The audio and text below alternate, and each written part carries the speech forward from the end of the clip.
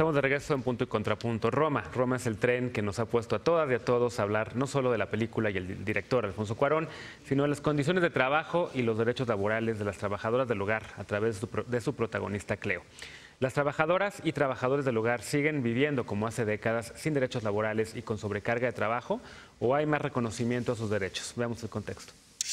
La discusión de los derechos laborales de las trabajadoras domésticas en México ha sido reavivada por Roma. Cleo, protagonista de la película de Alfonso Cuarón, da vida a una trabajadora del hogar. La difusión y euforia por el personaje ha ayudado a la visibilidad de la condición laboral en la que viven cerca de 2 millones de mujeres que, según cifras oficiales, son trabajadoras del hogar. Marcelina Bautista, fundadora del Centro de Apoyo y Capacitación para Trabajadoras del Hogar, reconoció en Twitter que la película refleja su historia y realidad y que las situaciones que viven pueden ser peores. El pasado 5 de diciembre, la Suprema Corte resolvió que los empleadores de las trabajadoras del hogar no pueden negarle el derecho a seguro social. El Instituto Mexicano del Seguro Social tiene 18 meses para implementar un programa piloto para el inicio de la incorporación.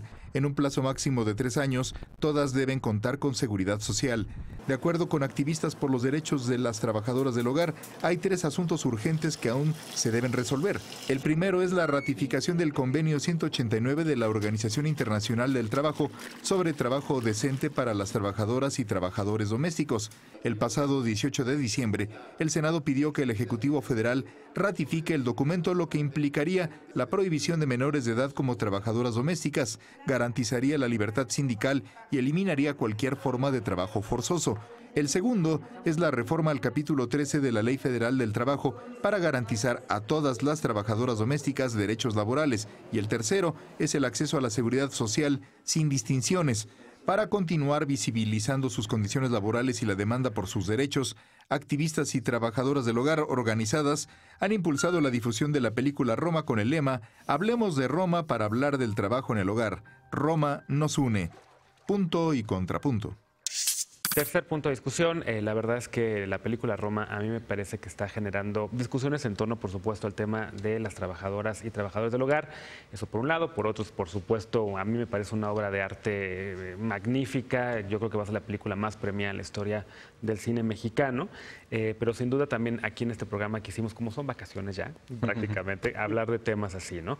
Y de hecho, bueno, tú estás abriendo un artículo aquí del New Yorker, precisamente sobre la película. ¿Por dónde empezamos? ¿Qué estás viendo tú de Roma? ¿Te gustó? La discusión, por supuesto, de trabajo del hogar. ¿Refleja el mismo México? ¿No hemos cambiado desde México de los años 70 hoy en día? Es muy interesante cómo nosotros que no vivimos ese país lo vemos y sentimos que es la casa en la cual a veces vamos con un amigo, ¿no? En la que muchos viven o vivimos. Pero a mí me llama mucho la atención cómo la discusión se ha centrado muchas veces en la parte de las trabajadoras del hogar, sin considerar que lo que se está retratando ahí todavía sigue siendo una trabajadora del hogar que sigue siendo oprimida. Sí. No hay ninguna especie de legitimación, como algunos han tratado de discutir. Y al mismo tiempo ha sacado esa parte de la sociedad también que sigue viviendo en nosotros, ¿no? Creo que la reacción te demuestra mucho de lo que está sucediendo, porque, digo, allá nos pueden hablar mucho más desde nosotros cuál es la situación de las trabajadoras domésticas. Creo que es una película impresionante, pero creo que se queda corta. Este artículo que ya me cachaste de New Yorker, precisamente critica una parte con la cual yo coincido, que es, se sigue retratando a la pobreza y estas situaciones precarias desde una perspectiva de fuera, ¿no? Como si fuera un relato en el cual no puedes entender lo que está sucediendo allá adentro y entonces te quedas con una perspectiva muy limitada. Claro. Nosotros ha empujado mucho este tema. Entonces, ustedes, ¿cuál es la perspectiva que están viendo en la película? ¿Qué es rescatable, qué no? Sí, a mí me parece muy importante resaltar que es una película que refleja el México de 1970. Y sin embargo, las trabajadoras del hogar continúan en la misma situación laboral que tenían hace casi 40 años, 50 años, ¿no?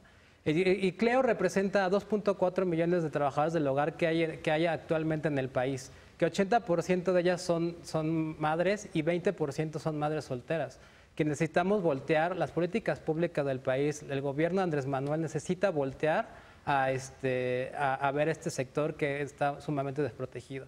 Sin embargo, a partir del 5 de diciembre de este año, la Suprema Corte de la Justicia de la Nación resolvió algo que va a ser un cambio histórico para este sector de la población.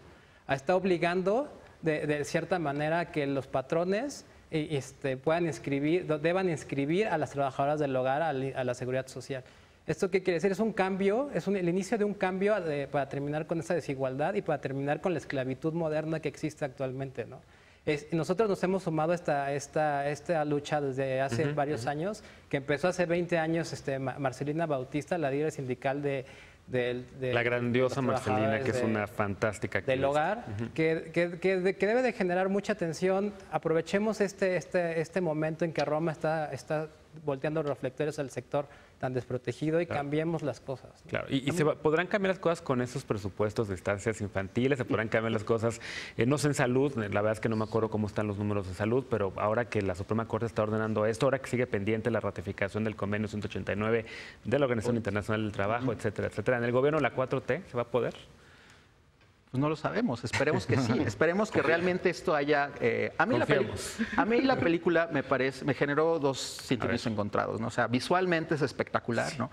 Las tomas, la fotografía, estos elementos, por ejemplo, hay una parte en la que sale lo que motivó a Cuarón para hacer Gravity, fue otra película que está ahí puesta en el sale George Clooney de un cameo, impresionante. Por cierto, el astronauta George Clooney, que sonríe a la cámara. Ahora, la visión romántica de la persona que vive en tu casa y que por lo tanto por estar dentro de tu hogar está protegida, esa fue el origen que nos llevó, el punto en el que estamos hasta antes de esta resolución de la Corte. Claro. Fueron muchas resoluciones de la Corte que precisamente hacían esa diferenciación de no nos podemos meter a lo íntimo del hogar y por lo tanto la regulación del trabajo no va a aplicar ahí. Esta regulación del trabajo de la que nos orgullecemos y que decimos es el resultado de la revolución. Toda la legislación de la protección laboral es el resultado de la revolución. O sea, básicamente son personas a las que la revolución no les ha hecho justicia y a las que esperemos que esta resolución de la Corte realmente sea el primer paso para generar un sistema de seguridad social para estas personas. Es imposible no pensar en que si uno ve la encuesta de empleo, incluso de esas 2.4 millones de personas que son trabajadoras domésticas, consideradas domésticas, hay como 17,000 que no recibe pago monetario. Es decir, hay 17,000 personas, al menos documentadas en la encuesta, que viven como antes de la revolución. Claro, sí. Claro, qué cosa. A ver, Iván. Yo no la vi, no sé qué hago aquí. No has visto Roma todavía, igual que Alfredo Lecona el lunes que no la vio. De hecho, les voy a contar al final. A ver, ya dimos spoilers de la George Clooney. No, creo que... perdón. Sí, creo que... sí, entiendo la parte del trabajo doméstico y pues toda la situación de falta de derechos que viven las mujeres, sobre todo. Y algo que refleja muy bien la película y que quizás no sea tan explícito, sea el papel de la actriz de Tavira, no recuerdo. Marina de Tavira, que es fantástica, también actúa muy bien. Y hay una escena donde llega borracha y le dice, tú y yo siempre vamos a estar solas, ¿no? Cuando, digo, es una mujer con muchos privilegios, tiene 4 hijos, tiene mucho dinero, digamos, a comparación de Cleo. Y es esta visión que tiene las personas que pueden contratar tener un trabajador doméstico sobre las personas de menos recursos, ¿no? Creo que refleja cómo las personas de mayores recursos muestran su respeto hacia los trabajadores domésticos y lo muestran de una manera que significa falta de derechos y oportunidades, por ejemplo, llevándosela a un viaje. De vacaciones. De vacaciones, pero al mismo tiempo trabajar. Sí. Bueno, no cuenten esa parte. Spoiler, se van a cambiar, pero a ver, hay un contrapunto. La verdad es que a mí esa escena sí me pareció una escena de sororidad, ¿no? A pesar de la diferencia en la clase social, a pesar de que ella es la patrona y Cleo es la empleada, en ese momento en donde ella vuelta y le dice, siempre vamos a estar solas, es que sí es cierto, señores, el pinche patriarcado está en la chingada. Claro.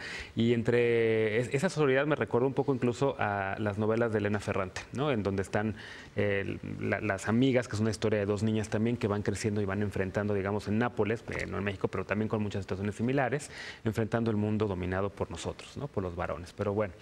¿Querías comentar algún otro punto? Quería recomendarles, hay un artículo de Sara Hidalgo que hace un recuento sobre, que se llama Trabajo Doméstico, la Suprema Corte y la Ley Postrevolucionaria en México, que les recomiendo ampliamente lo vayan, lo revisen. Es realmente cómo se fue construyendo esta disparidad. Fue resultado de argumentos legales. Claro. O sea, nosotros legitimamos que estemos en esta posición. Claro. Y sociedades postcoloniales también, ¿no? O sea, lo mismo ocurre en Colombia, lo mismo ocurre en Sudáfrica, lo mismo ocurre en todas estas sociedades, incluso en Estados Unidos, en algunas partes del sur, ¿no?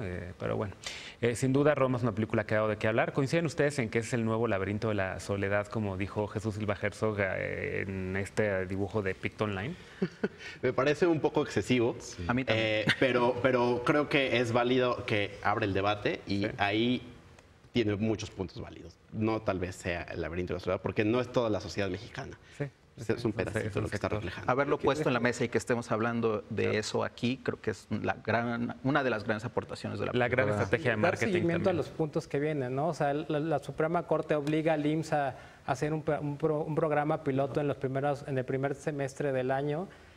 Ya se presentó la primera iniciativa en el Congreso, creo que la primera multipartidista sobre el tema, y al final exhortar a tu audiencia que no necesitamos que exista la ley para darle derechos a las trabajadoras del hogar, ¿no? Claro. Ellas merecen aguinaldo, merecen vacaciones y merecen que las inscribamos a la seguridad social. Sí, bueno, pues nos quedamos con ese tema porque nos tenemos que ir ya a un corte, pero sin duda vamos a estarle dando seguimiento a lo que está haciendo nosotros, la organización en la que trabaja Rodrigo, y por supuesto apoyar desde redes sociales. Le invitamos a la gente a que siga la cuenta de nosotros y vea este tema, digamos, de que están empujando ustedes, y sin duda ahí vamos a estar todos, ¿no?